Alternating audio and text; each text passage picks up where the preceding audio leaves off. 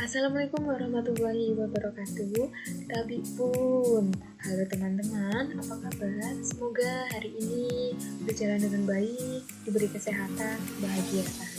Tak kenal maka tak sayang. Perkenalkan, nama saya Fiwaningsih. Saya mahasiswi Prodi Sistem Informasi semester 5 di Universitas Nahdlatul Ulama Lampung. Tujuan saya membuat video kali ini adalah untuk memenuhi tugas mata kuliah Bioinformatika dan sebagai wawasan serta pengetahuan untuk pribadi saya tentang bioinformatika. Saya berharap semoga video ini membawa manfaat untuk kedepannya, entah bagi saya atau bagi yang akan melihat video ini. Pada kesempatan kali ini kita akan membahas beberapa poin di bidang bioinformatika. Ada 5 poin yang akan kita bahas. Ada bioinformatika, cabang-cabang bioinformatika, teknologi dan penerapan bioinformatika, DNA sebagai material genetik, dan tes paternitas dan maternitas. Lanjut ke poin yang pertama, ada bioinformatika. Apa sih bioinformatika? Bioinformatika adalah cabang komputasi dari biologi molekuler yang merupakan teknologi pengumpulan, penyimpanan, analisa, interpretasi, penyebaran, aplikasi dari informasi biologi. Bioinformatika menggunakan program komputer maupun website untuk analisa data biologi dan menyimpan sejumlah data biologi yang dihasilkan oleh proyek genom. Dari definisi lain, bioinformatika menurut Floyd Tekai dari Institut Pasteur adalah metode matematika, statistik, dan komputasi yang bertujuan untuk menyelesaikan masalah-masalah biologi dengan menggunakan sekuen DNA dan asam amino dan informasi-informasi yang terkait dengannya. Bioinformatika yang terbaru adalah selesainya proyek pemetaan genom manusia atau Human Genome Project.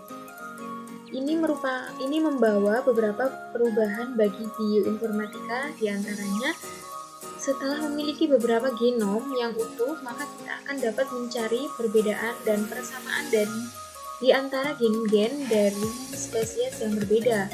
Dari studi perbandingan antara gen-gen tersebut, dapat ditarik kesimpulan tertentu mengenai spesies-spesies dan secara umum mengetahui evolusi. Jenis cabang ilmu ini sering disebut sebagai perbandingan genom atau komparatif genomik.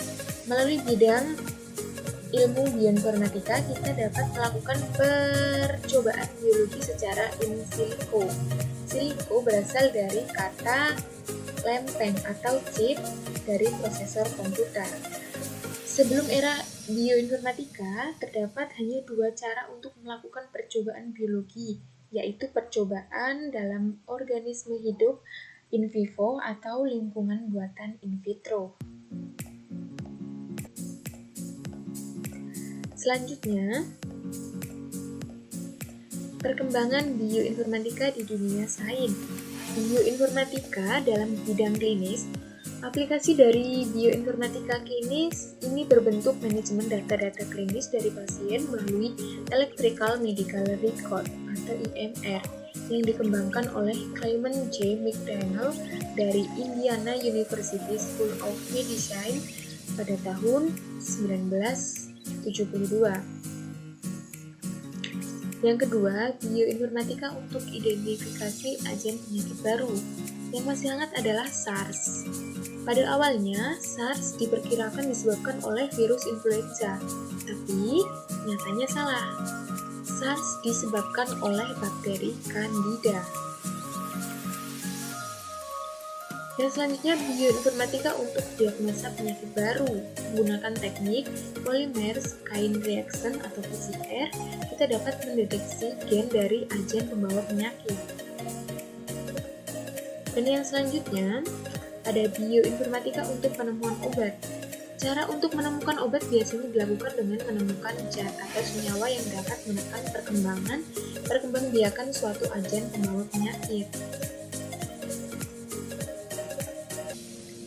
Dan inilah seputar tentang poin yang pertama, bioinformatika dari pengertian dan fungsi-fungsi bioinformatika itu.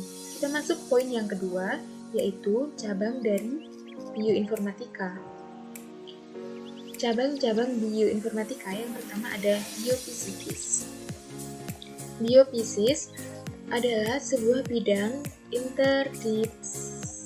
interdisipliner yang mengaplikasikan teknik-teknik dari ilmu fisika untuk memahami struktur dan fungsi biologi atau Great Biophysical Sciences. Yang kedua, ada computational biologi, adalah gerak evolusi populasi dan biologi teoritis daripada biomedis dalam molekul dan sel. Yang ketiga ada medical informatics, sebuah disiplin ilmu yang baru yang didefinisikan sebagai pembelajaran, penemuan, implementasi dari struktur dan algoritma untuk meningkatkan komunikasi, pengertian, dan manajemen informasi medis. Yang keempat ada Chem Informatik. Chem Informatik adalah kombinasi dari sintesis kimia, penyaringan biologis, dan pendekatan data mining yang digunakan untuk penemuan dan pengembangan obat.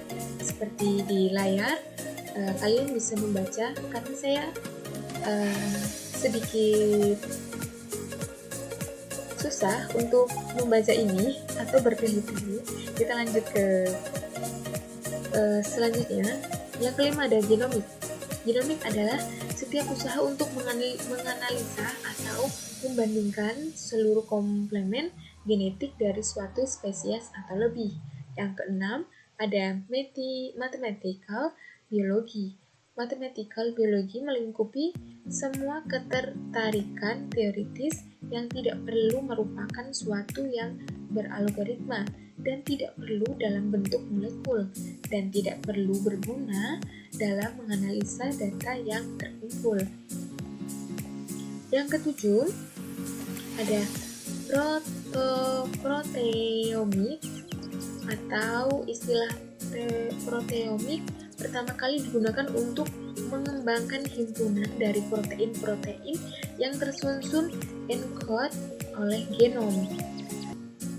Yang kedelapan ada pramokogenomik, adalah aplikasi dari pendekatan genomik dan teknologi pada identifikasi dari target-target obat.